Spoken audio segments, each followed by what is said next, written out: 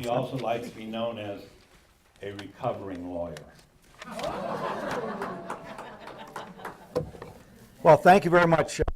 Thank you all for being here, and I won't see you again in the next week or so, so I want to say Merry Christmas. You know,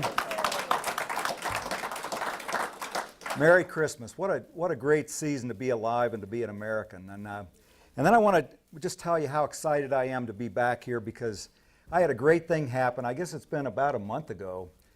Mac Jones is a longtime friend of mine and a longtime client. I am in recovery. I've been 10 years without billing an hour, you know, so one step at a time. But I used to have a law practice in Colorado Springs, and Mac was one of my clients down here. Also, Ben and Joan Eagle over in Walsenburg. I don't know if you know them, but anyway, Mac set up a time for me to come down and meet some people at his bank.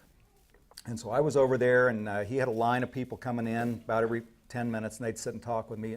Between events, I went out, and there was a guy out vacuuming the carpet.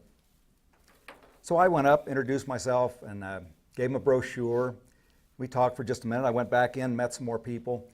And in a minute he came in and said, you know, Mr. McConnell, there's somebody you ought to meet. And he works over here at a computer company, and he believes in the Constitution. So I went over, went in the door and said, hey, I hear there's somebody in here that believes in the Constitution. And Randy walked out. And he said, yeah, I believe in the Constitution. Do you? And so we started talking. We spent about 15 minutes, and he said, you know, I want you to come to a meeting tonight. And I was used to going to Republican, he said it's our executive committee meeting. And I'm used to going to Republican executive committee meetings where there were 2 or 3 people. And I walked in, I think there were 18 people. 22. 22. And I said, man, this is my kind of folks right here, because the committees, the organizational structure, and the energy was just infectious. And so I've tied in with more Tea Party groups, and I'm proud to say that Tuesday I was endorsed by the Grand Junction Results, the foundation that started, the organization that started their Tea Party back in April 15th. And so under my name tag,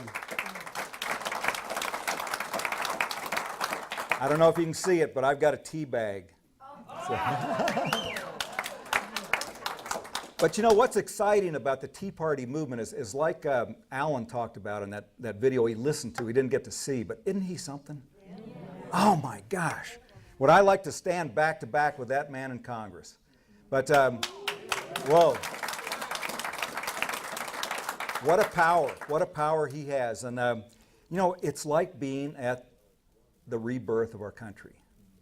The enthusiasm, the energy, the determination. And you all are what it's about. You are what America needs. You are what America needs. We are what America needs. Because it's time to take this country back. And as I travel around, if you've heard, how many people have heard me speak before? Not very many. Okay, that's good. So you all know what I'm going to talk about, but I carry 2 books with me as I travel.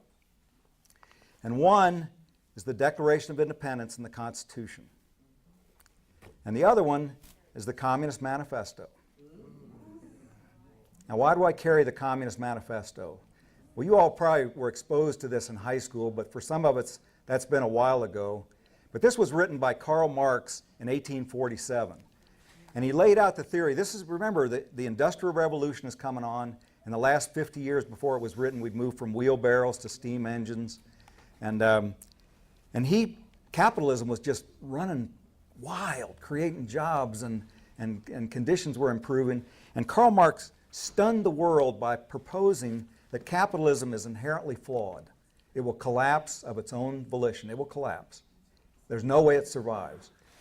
But then he laid out on page 32 a 10-point program. And he said, here's how we can help it along. And I didn't bring my glasses, so I won't read them, but I'll summarize. I think we're at about 7 on that 10-point program. The last one, and he expands these in the book, but he talks about put all our children in state-sponsored schools, indoctrinate our children, high progressive income tax, disallow inheritance, take over the means of communication, take over the banks, take over the means of production. You know, you're getting the theory there. You're getting the feeling of what he said was going to make capitalism fall apart. Now, if you want to read them verbatim, and I'll pass this around, but there are a lot of people here, go to my website, McConnellforcongress.com. I've got a quiz there, and I'll give away the third question. The answer is D, even though it's a close choice between C and D. So I'll kind of whet your appetite to go to my website and take that quiz. This election cycle needs to be clear alternatives. People are tired of Republicrats. People are tired.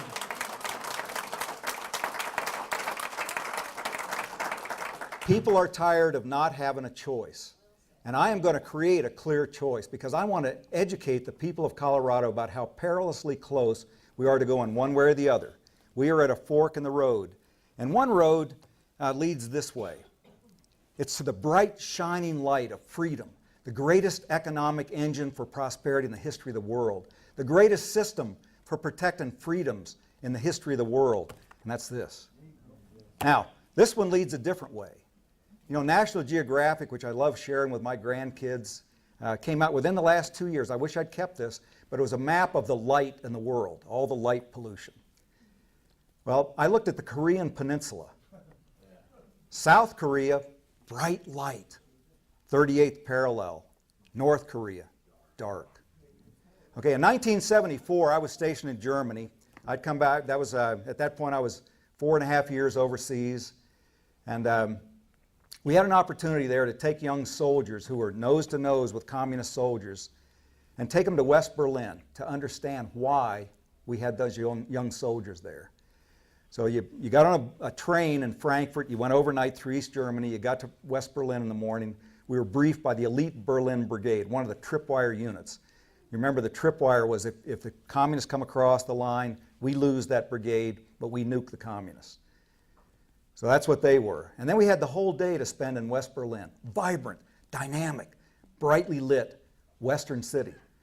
Just like New York, only clean. You know, the Germans, they're meticulous. Okay, so the next morning we got up and we went across through Checkpoint Charlie in a bus that had wire mesh on the windows. We couldn't take cameras.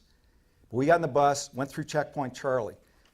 Bob McConnell, captain then, 25 soldiers with me. First impression, a lot of East Germans with AK-47s. We're unarmed. Bad deal.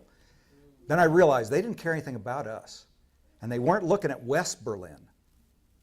They were guarding East Berlin. They were preventing their citizens from escaping over the Berlin Wall. Second impression, remember West Berlin, vibrant, dynamic city. East Berlin, rubble left over from World War II. 1974. You know, we had destroyed Berlin. It was still destroyed in the darkness of communism. That's the choice we face right now. Now, what's even more scary than the choice is we don't know what direction to go. You know, and that's a frightening thing. But I'm an adrenaline junkie. I've been any excuse to be outside, any excuse to be, what a friend of mine I used to guide with over here in the Sangre de Cristos told me, Bob, if you're not on the edge, you're taking up too much room. You know, I like being out there, and I always have. So in my pockets, I carry always the same thing. My wife gives me such a hard time about this. She's actually written a short story about it, but I've got a pocket knife, and I've got a Bic lighter, and I've got a chapstick. In this pocket, I've got my Ranger coin. If you all know about coins, if I'm ever in a bar and don't have that, I got to buy a round of drinks, so it's always with me. Then I've got a headlamp. You know, everybody needs a headlamp in their pocket. And my wife made me add that, little breast strips. But I've got a compass. I carry a compass, and I have for years. Because I've not only been out on the edge, I've been on the edge in some of the biggest mountains in the world. I've been 4 times to Mount Everest. I've climbed Kilimanjaro. I've climbed down South America. I like being out there, so I like my compass. Well, right after Thanksgiving, my wife and I went to Seattle. Her sister's having a 60th birthday. So we're in the airport. We fly to Seattle, rent a car, and it's a dreary Seattle night. But we check the car out, and the woman who checks us out says, "It's a nice night out there. There's a star out."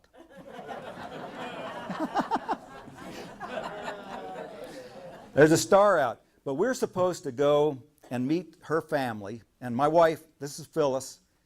You got to pretend she's here. She works 3 different jobs in our hospital down up in Steamboat.